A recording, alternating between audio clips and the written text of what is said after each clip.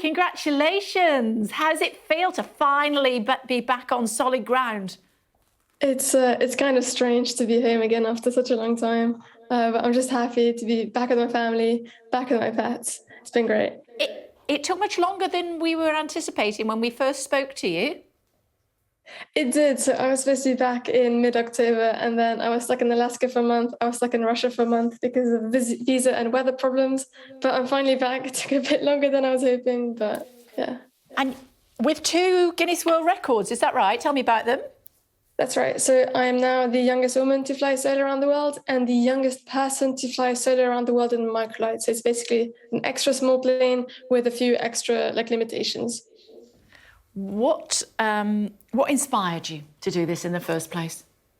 So at first, I'd always dreamt of flying around the world, but I just assumed that it'd be too complicated, too dangerous, too expensive. So I never really thought much about it.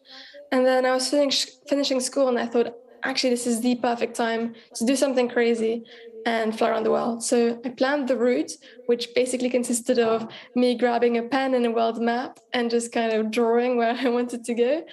And then the next big step was finding sponsorship. So this whole trip has been self-funded. And then ICD Soft, a web hosting company from Bulgaria, came on board and helped support me.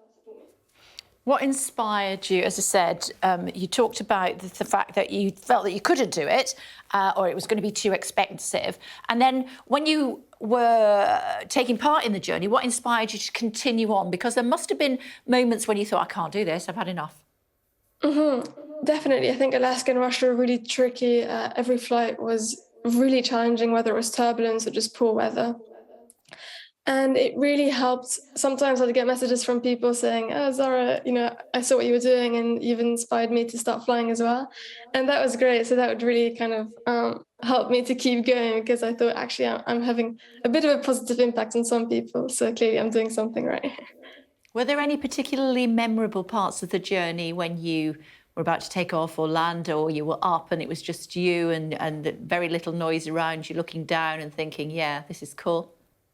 100%. I flew over an active volcano in Iceland, which was incredible.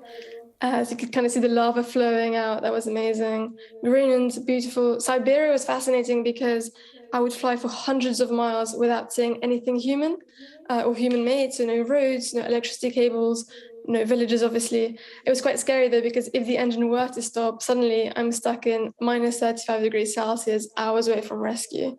So that was quite scary. And then some of the more political stuff. So I had to fly along the border of North Korean airspace, which was really interesting and quite scary as well.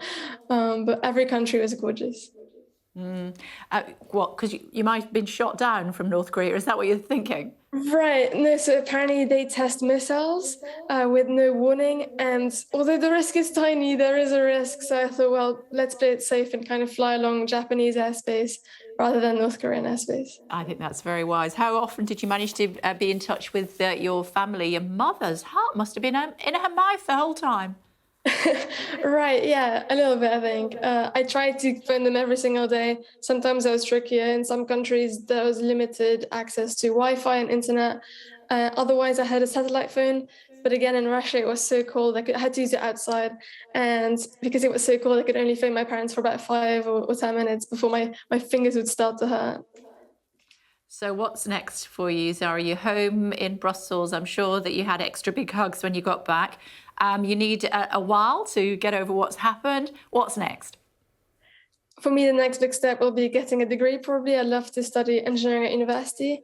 And at the same time, hoping to keep talking to people about my experiences and as long as I can, keep encouraging more women to go into aviation. Right now, only 5% of commercial pilots are women, and I'm hoping to get that number up.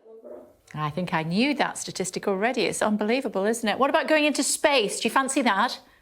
That'd be pretty cool. A dream of mine is to go to space one day, but I need to get a degree first, and that's its own challenge. So. Okay. So what are you going to do? Did you say engineering? That's right, engineering.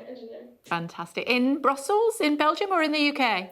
Probably the UK or the US. I'm still waiting on the results, so we'll see what happens. Oh, I'm sure you absolutely nailed it. It's good to talk to you. Let us know how you get on, won't you? Thank you. Okay, take care. Thank you.